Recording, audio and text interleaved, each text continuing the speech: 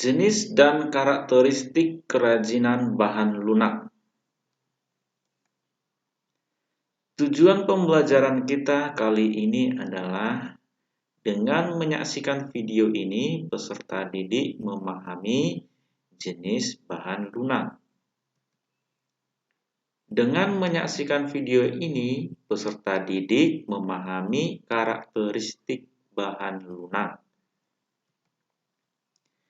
Jenis bahan lunak ada dua. Yang pertama adalah bahan lunak alam, dan yang kedua adalah bahan lunak buatan. Bahan lunak alam tentunya bahan lunak yang ada di alam sekitar kita. Sementara bahan lunak buatan adalah bahan yang untuk karya kerajinan yang diolah dan dicampur dengan zat kimia tertentu sehingga menjadi lunak, lembut, empuk, dan mudah dibentuk. Jadi ingat ya, yang buatan itu ada campuran zat kimianya. Itulah dia jenis bahan lunak. Masuk kita ke bahan lunak alam. Bahan lunak alam itu ada beberapa contoh, yaitu tanah liat, kulit, getah nyatu, dan floor clay. Mari kita lihat karakteristik masing-masing bahan lunak alam ini. Bahan lunak alam tanah liat. Karakteristik tanah liat. Kita tentu tahu tanah liat itu biasanya berwarna coklat atau berwarna abu-abu. Seperti ini, gambarnya ini agak berwarna keabu-abuan ya. Yang ini ke coklat ya. Seperti itu, mendekati ke merah bata gitu ya. Kemudian karakteristik yang kedua, tanah liat itu agar mudah dibentuk dicampur dengan air ya, air yang sedikit aja secukupnya ya. Kemudian menjadi keras bila dibakar. Jadi tanah liat yang sudah dibentuk itu akan keras bila dibakar. Masuk kita ke bahan lunak alam yang kedua, yaitu kulit.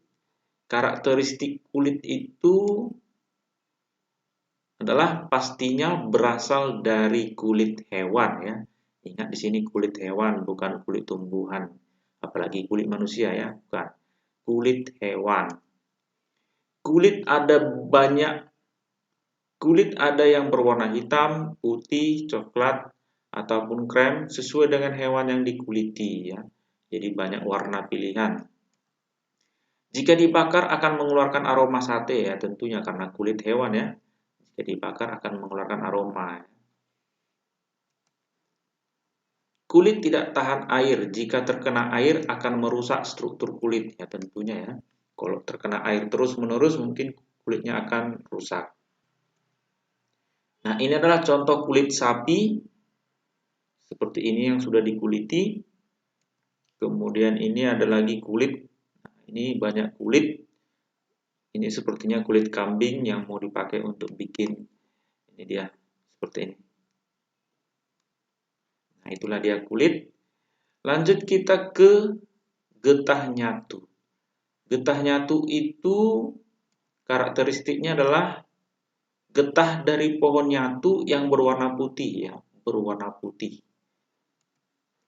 Jika ingin dibentuk, getah harus dimasak terlebih dahulu agar lunak dan elastis. Jika didinginkan akan kembali mengeras. Nah, inilah dia contohnya, yang putih-putih ini adalah getah nyatu yang lagi direbus dengan air panas. Nanti setelah sudah panas, barulah dibentuk. Setelah dibentuk, didinginkan, nanti dia akan mengeras kembali. Nah, ini banyak ditemukan di Kalimantan ya, getahnya ini. Masuk kita ke floor clay. Floor clay itu karakteristiknya ini dari adonan tepung ya. Ada tepung beras, tepung tapioka, dan tepung-tepung yang lainnya. Agar mudah dibentuk dicampur dengan air sedikit. Float clay akan mudah rusak bila terkena air terus-menerus ya, itu dia akan rapuh jika terkena air. Float clay itu seperti ini ya, ini sudah bentuk adonannya. Sudah dibentuk menjadi adonan, tinggal membentuk menjadi aneka bentuk yang lain-lain, tinggal diolah saja, dicetak ya. Nah, itulah dia bahan lunak alam. Lanjut kita ke bahan lunak yang buatan. Bahan lunak buatan ini ada juga banyak contohnya, yaitu ada polimer clay dan plastisin, ada fiberglass, ada lilin dan parafin, ada juga gips, dan ada sabun. Inilah dia contoh-contoh bahan lunak buatan. Mari kita lihat apa-apa saja sih karakteristik bahan lunak buatan ini. Kita masuk ke polimer clay dan plastisin. Polimer clay dan plastisin banyak aneka warna yang cerah-cerah dan bertekstur padat tapi lunak ya, bertekstur padat tapi lunak ya. Polimer clay tidak mengandung minyak sedangkan plastisin mengandung minyak. Jadi perbedaan kedua ini hanya ada kandungan minyaknya, polimer clay sedangkan plastisin tidak mengandung minyak.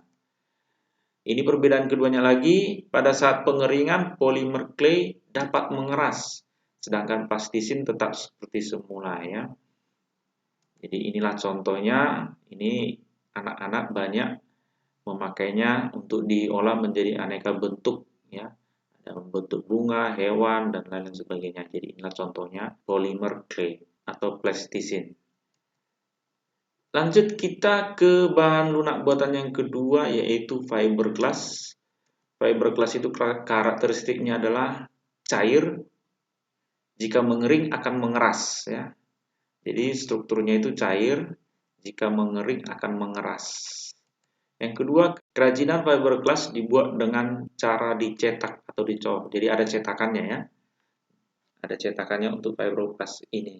Nah, fiberglass tahan lama dan kuat. Nah, ini adalah cairan fiberglass resin namanya. Dan ini pun ada campurannya dengan zat-zat kimia yang lain. Lanjut kita ke lilin dan parafin. Nah, lilin dan parafin ini, kalau lilin pasti anak-anakku sudah paham ya, sudah mengenalnya. Jadi lilin dan parafin itu berwujud padat, namun jika dipanaskan akan mencair. Pengolahan kerajinan dengan bahan lilin dan parafin dilakukan dengan cara cetak atau cor. Jadi ada bahan cetakannya ya untuk membuat kerajinan dari lilin dan parafin. Nah, ini adalah lilin-lilin dalam bentuk balok. Ini dalam bentuk balok pipih panjang ini seperti ini. Inilah dia lilin-lilin yang akan dicetak menjadi kerajinan. Mungkin anak-anakku sudah mengenal lilin dalam bentuk lilin-lilin seperti yang dipasang di kue ulang tahun. Nah, itu juga lilin juga. Ya, tapi itu lilin yang sudah dicetak.